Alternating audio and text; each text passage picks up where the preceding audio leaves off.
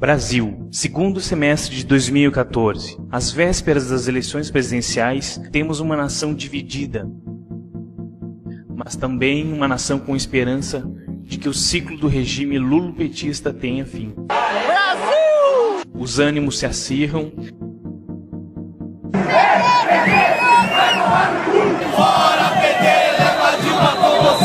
Principalmente em quem antevê uma derrota vexatória. Partido Comunista Brasileiro! Vem cá! Aqui! Vem, loirinha de merda! Pela primeira vez em décadas, os setores conservadores e liberais convergem em uma pauta conjunta, tendo grande repercussão e elevando o nível do debate eleitoral. Porém, com o resultado das eleições, esses setores não demonstram resignação e sim perplexidade, não só com os inúmeros casos de fraude relatados por eleitores. Olha o pendrive da urna jogado fora. Meu voto não foi computado. Foi proibido que eu já havia votado. Quando fui votar para presidente, aí deu fim. A urna está dizendo que eu já votei e não votei.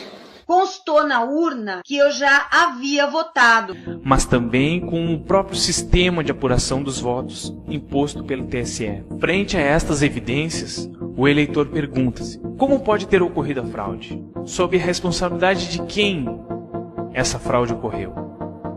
São essas as perguntas que este vídeo quer responder.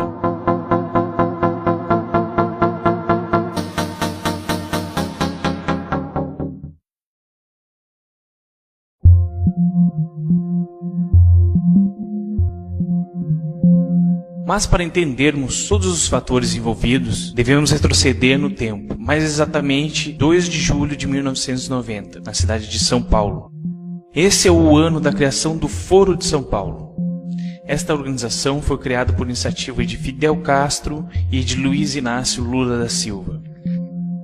O começo dos anos 90 estavam registrando a queda de inúmeros países totalitários comunistas, tanto no leste europeu quanto o próprio sistema soviético. Assim, o regime cubano ficou sem as mesadas da União Soviética e sem os compradores generosos do açúcar cubano. Dessa forma, Castro precisava de uma alternativa para poder manter o regime de Cuba. O objetivo principal do Foro de São Paulo é a reunião de partidos, movimentos e até de grupos criminosos e narcoterroristas como Nelson Gutiérrez e Líbio Pérez. Colômbia, Danilo Trujillo. Por el M-19, Germán Rojas e as Farc. Ao final de cada reunião do Foro de São Paulo, esses grupos de esquerda saem com declarações finais que devem ser deliberativas, ou seja, dali saem as ações que os partidos devem adotar no próximo ano, com o objetivo de aprofundar o socialismo no continente. Um regime é socialista ou comunista quando o Estado legisla e controla praticamente todos os aspectos da vida de seus cidadãos. Mas Lula é socialista? Mas eu não vou viver mais 30 anos. E eu quero chegar ao poder logo. Pragmaticamente. Então faço com o Olívio Dutra, que vai ser candidato a governador. Eu peço para ele não ser candidato e ficar organizando a sociedade socializante. Ou eu quero que ele ganhe as eleições, que vereadores do PT se elejam, que prefeitos, e a gente vai mudando a relação do Estado com a sociedade e vai contribuir. Os dois ex-operários, Walesa e Lula, sempre tiveram uma relação de rivalidade. Nesta entrevista, o polonês afirma que o presidente Lula quer implantar o socialismo no Brasil. Por ocasião do 4º Foro de São Paulo, realizado em 1993, em Cuba, Fidel Castro disse: o que pode fazer a esquerda latino-americana que não seja a consciência para a unidade? Isso, a unidade, deve ser inscrita nas bandeiras da esquerda. Nenhum futuro teremos sem a integração. Veja que Castro está falando em unidade, em integração em 1993. A cada ano, mais e mais países latino-americanos têm adotado políticas pró-Cuba. Era o que o regime cubano necessitava para ser novamente financiado. e encaminhando esses países rumo ao socialismo. Venezuela, Equador, Bolívia, El Salvador, Argentina. E o Brasil? Qual o papel do Brasil na estratégia do Foro de São Paulo? A política externa brasileira dá alguns exemplos de como o Brasil foi permissivo nos últimos anos com as nações governadas por representantes do Foro de São Paulo. Vide o caso das refinarias de petróleo na Bolívia, a revisão do contrato de energia produzida na hidrelétrica de Itaipu, o projeto Mais Médicos, onde médicos cubanos são trazidos para trabalhar no país e parte do salário desses profissionais vai diretamente para o regime dos irmãos Castro. O Porto de Mariel, em Cuba, uma obra inconstitucional realizada no governo Dilma e que custou milhões ao erário público da nação. Sobre isso, o embaixador Luiz Felipe Lampreia explica melhor. É explicável por uma palavra simples, chama-se Foro de São Paulo. Foro de São Paulo era um pacto dos partidos de esquerda para chegar ao poder e, chegando ao poder, para conservar o poder. Então, um pacto de solidariedade partidária, né? E isso, a meu ver, explica Lula, explica a posição em relação ao Paraguai, explica a posição em relação ao Chávez, explica a condescendência em relação a Evo Morales. Esse, eu acho, o fio condutor é essa solidariedade partidária. Assim, o Brasil, nas palavras do professor Olavo de Carvalho, funciona como a galinha dos ovos de ouro dentro do Foro de São Paulo. Seu papel é o de ser mantenedor dos regimes comunistas, e quem paga essa festa é o contribuinte brasileiro.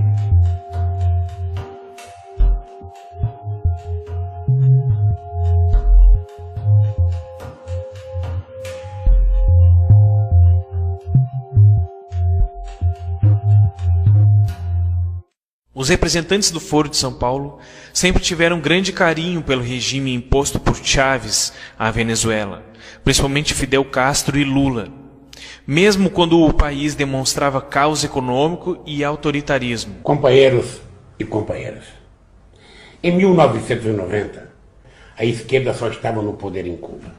Hoje, governamos um grande número de países, e mesmo onde ainda somos oposição, os partidos do Fórum têm uma influência crescente na vida política e social. Os governos progressistas estão mudando a face da América Latina. Graças a eles, o nosso continente se desenvolve de modo acelerado, com crescimento econômico, criação de empregos, distribuição de renda e inclusão social. O estopim da crise, o racionamento de energia, destampou um barril de pólvora. O governo tenta garantir o controle sobre a opinião pública e a economia. Bloqueia canais de televisão, encampa supermercados, sem conseguir manter a calma no país. O desajuste nas finanças públicas chegou ao limite e da noite para o dia, o Bolívar passou a valer a metade em relação ao dólar. Chávez colocou o exército para controlar a inflação.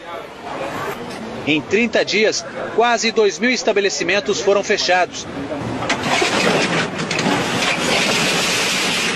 Sob a liderança de Chávez, as classes populares nunca foram tratadas com tanto respeito,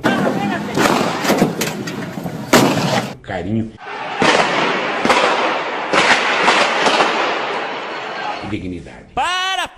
Volta a fita. Sob a liderança de Chávez, as classes populares nunca foram tratadas com tanto respeito, carinho e dignidade. Chávez, conte comigo. Conte conosco do PT. Conte com a solidariedade e apoio de cada militante de esquerda, de cada democrata e de cada latino-americano. Tua vitória será a nossa vitória. Com a morte de Chávez e com o medo de que o chavismo tivesse fim, Lula mais uma vez interfere nos interesses da nação venezuelana e defende a eleição de Nicolás Maduro. Eu conheci Nicolás Maduro, que me surpreendeu desde o primeiro momento por sua competência, o amor por seu povo e, principalmente, pela grande afinidade de pensamento com o presidente Chávez, em especial na defesa dos mais pobres. Maduro se destacou brilhantemente na luta para projetar a Venezuela no mundo e na construção de uma América Latina mais democrática e solidária. Que todo el mundo sepa que vivimos una dictadura bajo Nicolás Maduro.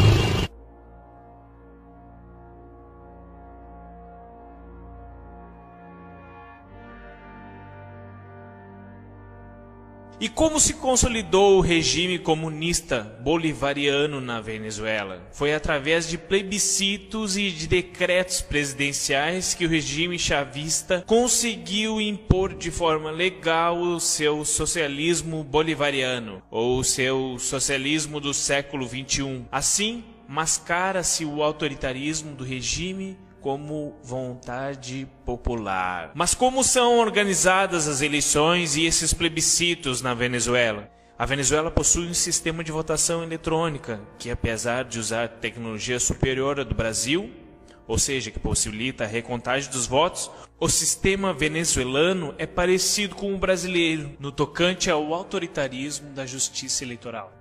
Reportagens veiculadas no ano de 2008 já apontavam irregularidades e incoerências na totalização dos votos e das dificuldades, impedimentos e restrições que a Justiça Eleitoral e o TSE impuseram a qualquer tentativa de investigar ou auditar o sistema eletrônico de votação. Guarulhos, na Grande São Paulo, é o segundo maior colégio eleitoral do estado. Coloquei o meu candidato, apareceu outro. Candidato a vereador na última eleição, Antônio pediu a anulação do resultado. Milhares de pessoas falando que existe a fraude, que foram votar e não tem o voto delas lá.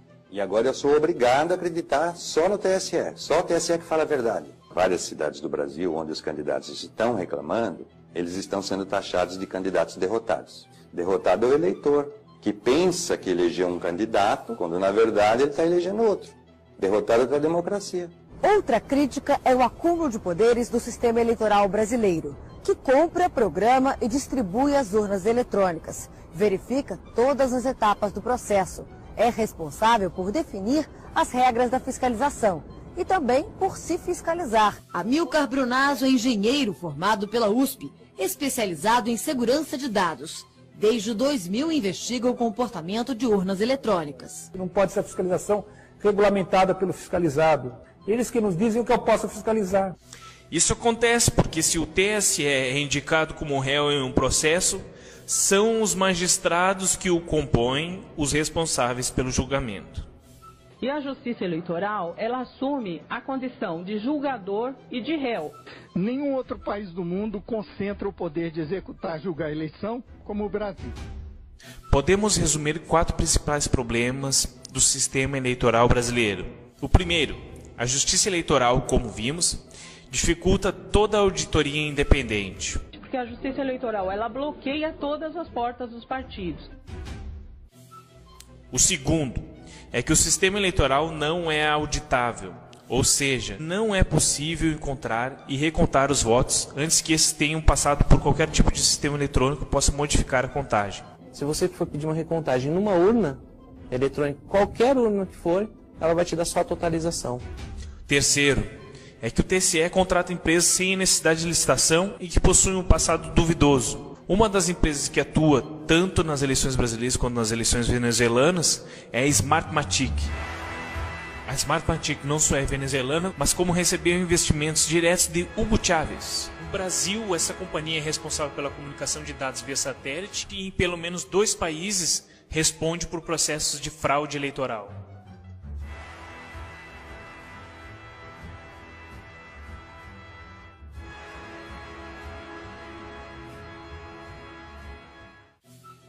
Já a empresa responsável pelo código-fonte não dá respostas coerentes para a permanência de programas que facilitam que códigos piratas rodem no sistema. Nesse código-fonte existe um artefato chamado Inserator que permite validar um programa que não seja o oficial. Eu usaria esse programa se fosse fraudar uma eleição. E por último, a Diebold é a companhia que fornece as urnas eletrônicas ao TSE. E já teve provado que seus aparelhos são muito fáceis de serem invadidos.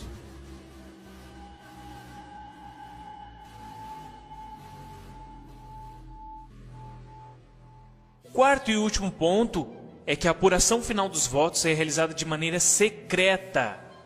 Um grupo seleto de técnicos do TSE ficou responsável pelo processo de soma final. Você acredita que uma apuração secreta em qualquer tipo de eleição seja válida? E se a apuração só seria pública a partir das 20 horas, por que petistas ligados ao Planalto estavam comemorando antes desse horário? A apuração não era secreta? Esse é o sistema eleitoral que temos à disposição. Essa situação é agravada ao sabermos que o presidente do TSE é um petista. Em maio de 2014, foi escolhido para presidir o TSE o ministro do Supremo Tribunal Federal, Antônio Dias Toffoli.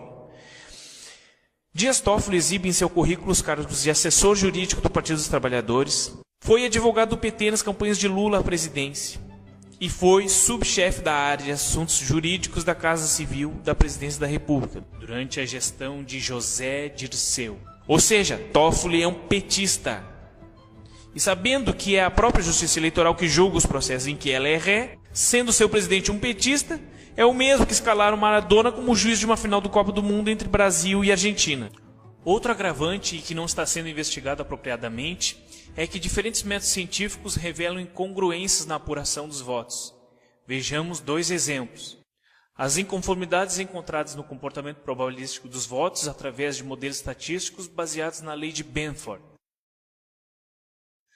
E na constatação de que qualquer programador, através de poucas linhas de código e com acesso às urnas eletrônicas, pode converter votos de um candidato a outro. A prova peremptória de que ocorreu a fraude não há. Porém, sobram evidências e um sem número de falhas no sistema eleitoral. E além disso, um partido que arquitetou os 2 maiores esquemas de corrupção da história republicana. Um partido que mente. Um partido ligado a diversas ditaduras e regimes autoritários. Um partido que mata. Um partido ligado ao narcotráfico.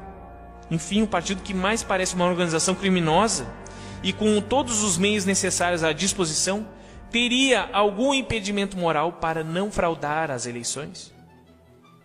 Se essa situação não for denunciada, o socialismo pode ser implantado com uma maquiagem democrática em nosso país e em todo o continente americano.